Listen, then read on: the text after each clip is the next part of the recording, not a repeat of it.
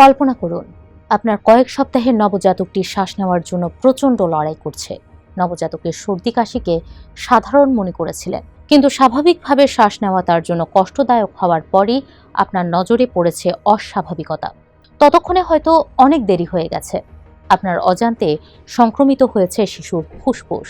চিকিৎসা বিজ্ঞানের ভাষায় এর নাম রেসপিরেটরি সিনসিশিয়াল ভাইরাস বা আরএসভি।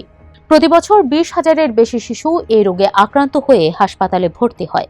সঠিক সময়ে চিকিৎসা পেলে শিশু সুস্থ হচ্ছে ঠিকই, কিন্তু মাত্রাতিরিক্ত কষ্ট সহ্য করতে হয় তাকে। আর আক্রান্ত শিশুর চিকিৎসা নিশ্চিতে পরিবারের সদস্যদের ভোগান্তিও কম হয় না। এমন শিশুর কষ্ট এবং পরিবারের সদস্যদের ভোগান্তি কমানোর সমাধান দিয়েছে আধুনিক চিকিৎসা বিজ্ঞান। টিবিএস এক্সপ্লেনারে সেই সমাধানের কথাই জানাবো আমরা। সঙ্গে আছি আমি বর্ণা দাস। 5+ স্টার রেটিং প্রাপ্ত দেশের সর্বোচ্চ বিদ্যুৎ সাশ্রয়ী ওয়ালটন এসি। স্মার্ট কমফোর্ট এখন নেক্সট লেভেলে।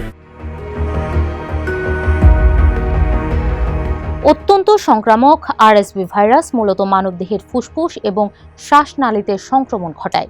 যুক্তরাজ্যের স্বাস্থ্য কর্মকর্তারা জানিয়েছেন, গর্ভাবস্থায় আরএসভি প্রতিরোধী টিকা নিলে নবজাতকের বুক বা ফুসফুসে সংক্রমণের আশঙ্কা প্রায় 80% পর্যন্ত কমে যায়।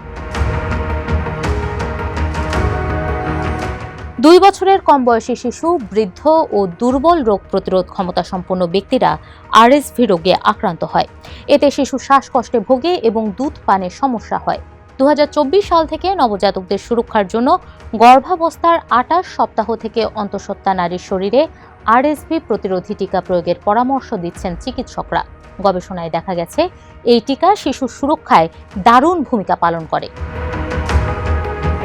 লন্ডনের হেলথ সিকিউরিটি এজেন্সির আরএসভি বিষয়ক national programme lead doctor Conal Watson বলেন, আক্রান্ত শিশুদের বুক ও ফুসফুসকে অক্সিজেন নেওয়ার জন্য লড়াই করতে দেখা খুবই ভয়ঙ্কর। একজন অভিভাবক হিসেবে এটি অত্যন্ত আতঙ্কজনক এবং এই আতঙ্কের যথেষ্ট কারণও রয়েছে। 2024 সালের সেপ্টেম্বর থেকে 2025 সালের মার্চের মধ্যে ইংল্যান্ডে জন্ম নেওয়া প্রায় 3 লাখ শিশুর উপর যুক্তরাজ্যের স্বাস্থ্য সুরক্ষা সংস্থা এবং London school of hygiene and tropical মেডিসিনের যৌথ উদ্যোগে পরিচালিত একটি অত্যন্ত গুরুত্বপূর্ণ গবেষণা চালানো হয়, যা ওই সময়ের মোট জন্মের প্রায় 90%। গবেষণায় দেখা গেছে, আরএসভি প্রতিরোধী টিকা না নেওয়া 4,500-এর বেশি মায়ের সন্তান এই রোগে আক্রান্ত হয়েছে। বর্তমানে ইংল্যান্ডের প্রায় 64% গর্ভবতী নারী এই টিকা নিচ্ছেন, তবে লন্ডনে এই হার মাত্র 53%। এছাড়া গর্ভাবস্থায় ইনফ্লুয়েঞ্জা ও হুপিং কাশির টিকা নেওয়ার পরামর্শও দেওয়া হয়। ব্রিটেনের আরএসভি বিষয়ক national programme lead doctor Watson বলেন, গর্ভাবস্থার 28 সপ্তাহে টিকা নিন। গর্ভাবস্থার শেষ 3 মাসের যে কোনো সময়ে আরএসভি প্রতিরোধী টিকা গ্রহণ করুন। তাতে সুরক্ষার হার প্রায় 85%। এছাড়া যুক্তরাজ্যে 75 বছর বা তার বেশি বয়সী বয়স্ক ব্যক্তি এবং যারা বৃদ্ধাশ্রমে থাকেন তাদেরও আরএসভি টিকা নেওয়ার প্রস্তাব দেওয়া হচ্ছে। আরএসভি ভাইরাস মূলত শ্বাসযন্ত্রে সংক্রমণ সৃষ্টি করে।